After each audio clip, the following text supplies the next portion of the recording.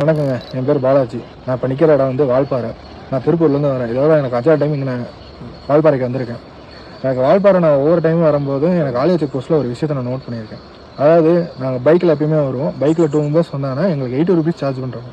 அது என்ன ரீசன்னு எங்களுக்கு இப்போ வரையும் தெரியல. கீழே தான் 80 ருபீஸ் வாங்குறீங்கன்னு பார்த்தா மேலே வந்தால் தலைநாறு, சின்ன கல்லாறு, இந்த மாதிரி 2 வியூ பாயிண்ட்டுக்கு 2-3 வியூ பாயிண்ட்டுக்கு எல்லாத்துக்குமே நீங்கள் சார்ஜஸ் பண்ணுறீங்க. கீழே வாங்குறீங்க, மேலே வாங்குறீங்க, எதுக்கு வாங்குறீங்கன்னு எதுக்குமே தெரியலையே. அப்படி வியூ பாயிண்டில் போய் பார்க்குறதுக்கு கூட அலௌட் இல்லைன்னா என்ன ரீசனுக்கு நீங்கள் அதில் வந்து நீங்கள் சார்ஜஸ் வாங்குறீங்க? இப்படி பார்த்தீங்கன்னா போன வாரம் நான் வந்து ஃப்ரெண்ட்ஸோட ஊட்டிக்கு போயிருந்தேன். 10 பேர் போயிருந்தேன். நாங்கள் அதில் சொல்ல போனால் அந்த 10 பேர்த்துக்கு நாங்கள் காரில் போனதுக்கு 30 ரூபா தான் சார்ஜ் பண்ணாங்க. வால்பாறையோட ஊட்டியில் நிறையா சுற்றி பார்க்குற பிளேஸ் இருக்குது. அப்படி இருக்க அதுக்கே 30 ருபீஸ் தான் சார்ஜ் பண்ணுறாங்க. வால்பாறையில் என்ன இருக்குன்னு தெரியாமல் 80 ருபீஸ் சார்ஜ் பண்ணுறாங்க. இது என்ன ரீசனே எங்களுக்கு புரியல. அதுவும் இல்லாமல் பார்த்தீங்கன்னா ஊட்டியில் நீங்கள் சொல்லப்போனால் கவர்மெண்ட்டுக்கு நிறைய ப்ராஃபிட் இருக்குது.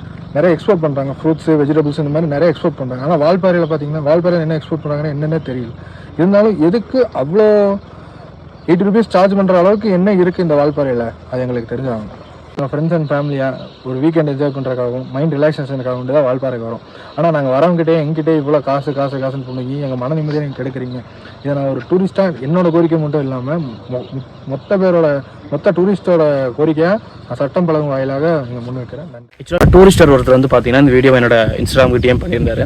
இவரை மாதிரி நிறைய டூரிஸ்டர்ஸ் வந்து என்ன சொல்கிறாங்க அப்படின்னா, ப்ரோ ஆலியா செக் போஸ்ட் கிட்ட வந்து பார்த்தீங்கன்னா 80 ரூபா வாங்குறாங்க. சரி, அதுவே ரொம்ப அதிகம். நாங்கள் வெளியில் எந்த ஹில் ஸ்டேஷன் போனாலும் இவ்வளோ அமௌண்ட் நாங்கள் கொடுக்க மாட்டோம். ஸோ இங்கே தான் 80 ரூபா வாங்குறாங்கன்னு பார்த்தா சின்ன கலர் ஃபால்ஸ் போனாலும் அமௌண்ட் வாங்குறாங்க. அதே மாதிரி நல்லமுடி வியூ பாயிண்ட் போனாலும் காசு வாங்குறாங்க, தலைநாறு வியூ பாயிண்ட் போனாலும் காசு வாங்குறாங்கன்னு சொல்லி எங்கே போனாலும் காசுன்னு சொல்லி கேட்குறாங்க அப்படின்னு.